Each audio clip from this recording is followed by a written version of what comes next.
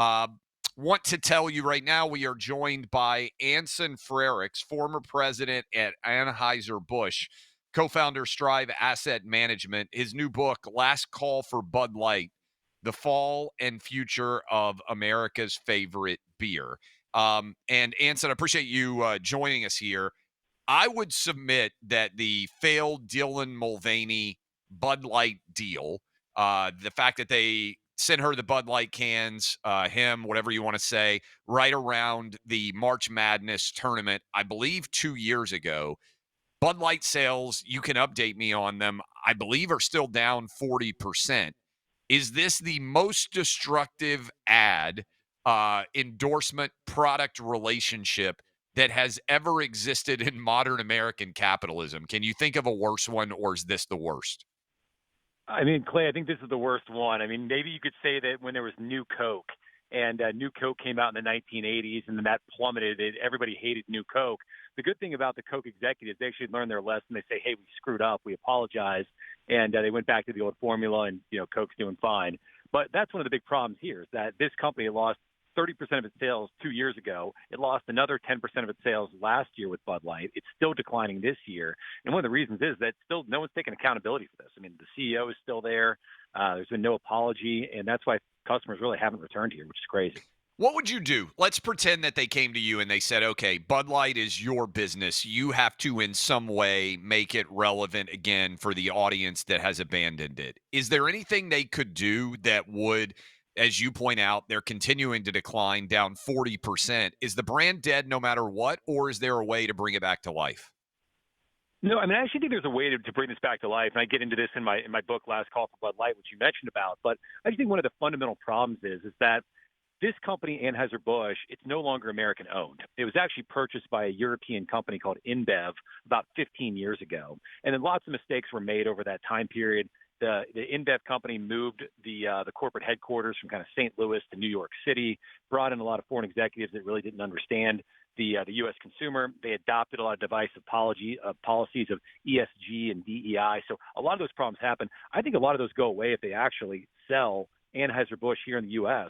back to U.S. citizens. I mean, sell it to Warren Buffett and Berkshire Hathaway, sell it to a consortium of firms like Blackstone and Steve Schwartzman's group. Sell it to one of those. I think the first thing they can do, which I think would be good for this European business that hasn't been able to really understand the U.S., and it'd be good for the business here. So they could focus more here in the U.S. They could bring in American executives. They could bring back, I don't know, a lot of the commercials that we all love. And I think even most importantly is that they could tell their customers that we were sorry, we screwed up, and that was this old regime. We got rid of it. And now we're moving forward with, kind of American regime, American values, focused on our customer. We're not going to get involved in any political silliness that we got involved with over the last couple of years. I think that's the first step. Why do you think so many brands have ad buyers and marketing people who have no idea who actually consumes their product? Isn't that really kind of the essence of how you make a mistake like this? As you mentioned, you moved from St. Louis to New York City. I knew that Bud Light was in real trouble, and I said this, and it's remained the case. You go around the tailgates now, basically no guy who throws a tailgate at a football game is buying Bud Light anymore because their buddies are going to make fun of them in the wake of the destruction of the brand. But isn't this emblematic of larger issues, whether it's with Target, whether it's with Disney, whether it's with ESPN, the NBA? There are just a lot of brands out there that have no idea who their actual consumer is. And as a result, they're completely alienating them. Yeah, Clay, I mean, you're 100% right about that. This is not just an Anheuser-Busch problem. I mean, Anheuser-Busch was the one that was holding the pin when this whole ESG, DEI bubble popped 2 years ago. And they were the first time that you saw that millions of consumers ditched a brand that led to billions of dollars of loss of shareholder value.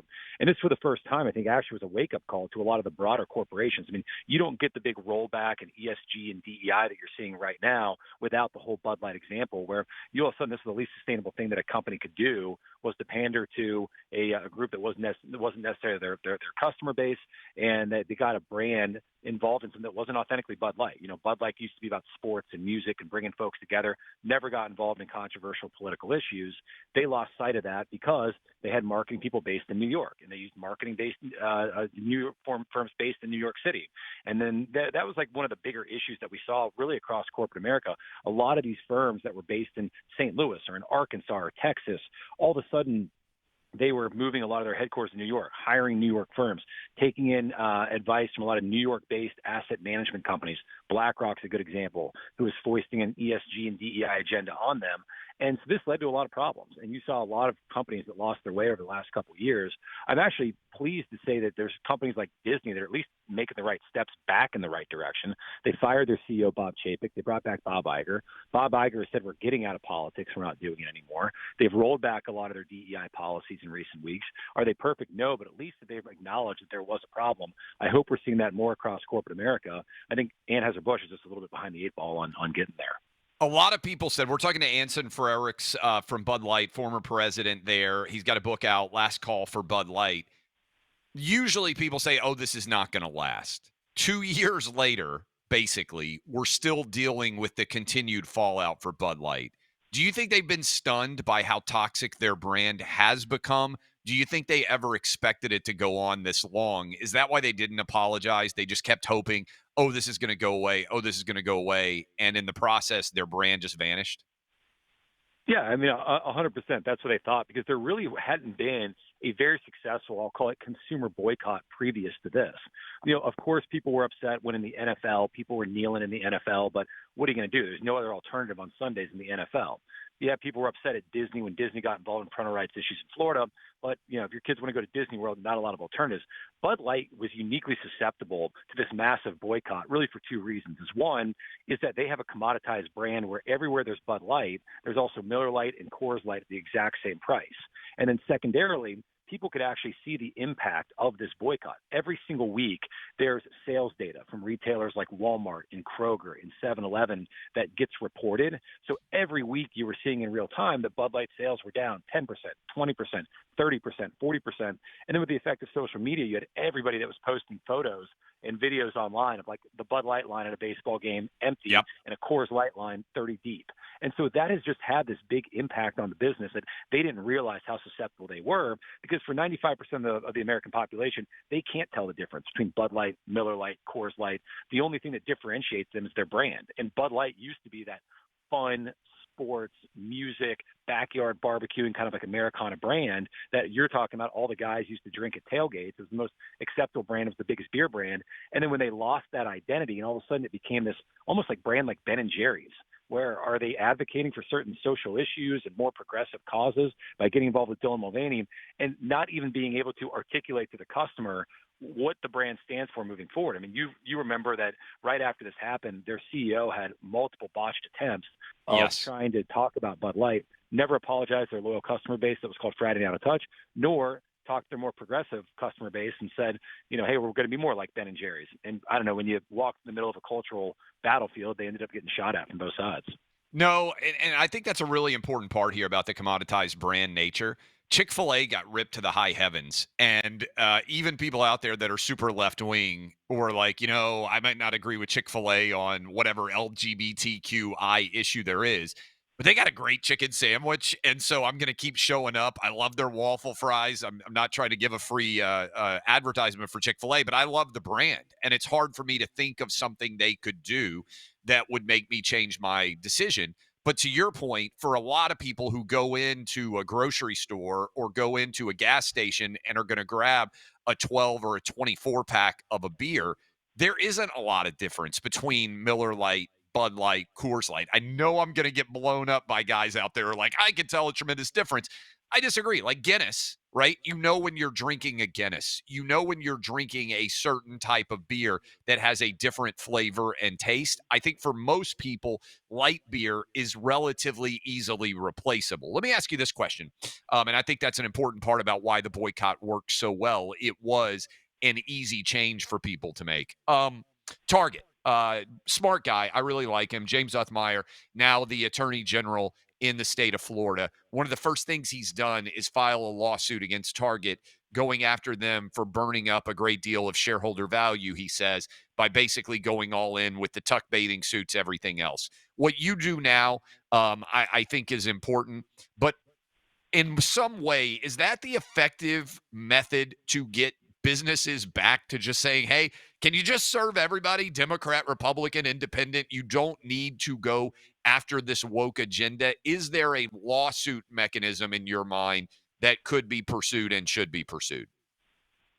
I mean, there is a lawsuit mechanism. If you go back, really the lawsuits that are coming out right now goes back to really the Civil Rights Act of 1964, which essentially says that you cannot discriminate based off of race, sex, gender, national origin, et cetera. And a lot of retailers, I mean, Target was one of these, that in the post George Floyd era, that they came out with a lot of essentially like racist policies against certain people. They said that we are going to hire a certain quota of people that look this way. Target was allocating shelf space at their stores based off of race, sex, color. That just doesn't make any sense in the society we're living in. I mean, we live in a meritocracy. You should be able to put the products on the shelf that sell. That's the right thing for the customer. That's the right thing for your shareholder value as well. I think that's the bigger issue that Target's facing is like, why are you pushing forward with a certain really like, social type agenda as opposed to just putting what sells? And I think that the bigger issue with Target was, when you walk into a Target store, their most valuable real estate is that first big display area right when you walk in. And when they're putting tuck-friendly bathing suits across every single Target across America, well, that's not what the majority of their customer base wants. And that's not good for shareholders, not good for shareholder value. Yes, I think the lawsuits will make sure that they're abiding by sort of the Civil Rights Act and making sure that they're not discriminating against people. I think even more importantly, I think that the American consumer has gone to Walmart's, has gone to other areas, and Target stock price has been in the tank over the last year or two since this controversy. I think what's going to turn it around is, again, Target recommitting to fundamental principles of serving their customers, bringing customers back by giving more of the products of what they want. I think that's the more effective way to get this thing turned around. And consumers, again, just vote with your wallets. That's the more effective way to get back to serving all customers. The book is Last Call for Bud Light. Anson Frericks, former president, Anheuser-Busch, speaking with us. Last question for you. On a positive side, is every major brand in America now having meetings on a regular basis where they say, whatever we do, let's make sure we're not the next Bud Light? Does the American consumer sent a huge and important message to corporate America by not buying Bud Light? I think they have. And most importantly, I think most brands right now are having a conversation about just how do you build trust with the consumer, and you do it by being authentic. I mean, you mentioned Chick-fil-A earlier. Like, I know on Sundays, Chick-fil-A is going to be closed. Yeah. That's just like, I can trust that it's going to be closed. And I also know that it's because the family who owns it, I mean, they're like, Seventh-day Adventists. That's their right. They can be closed. They can do what they want to do. They can advocate for policies they want. That's Chick-fil-A. Let Chick-fil-A be Chick-fil-A. That's what makes it unique, interesting, and different. And the same thing with Bud Light. Like, one of the things that was just authentic and true about Bud Light is that it was this funny, bratty, kind of inside humor type of brand. Let Bud Light be Bud Light. It didn't need to be Ben and Jerry's by getting involved in every single social issue. And I think that's more the conversation that's being had. That's what my book talks a lot about, is about that authenticity, getting back to trust with brands, building that back in corporate America. And I think that we're starting to see the pendulum swing back. I'm optimistic that it will continue to happen. That'll be good for, I think, American businesses, American shareholder capitalism. I think it'll be better for our democracy as well if we're keeping businesses out of politics. Check it out. Last Call for Bud Light. Anson Frericks. Appreciate the time. Have a good weekend. Thanks, Clay. Have a good one.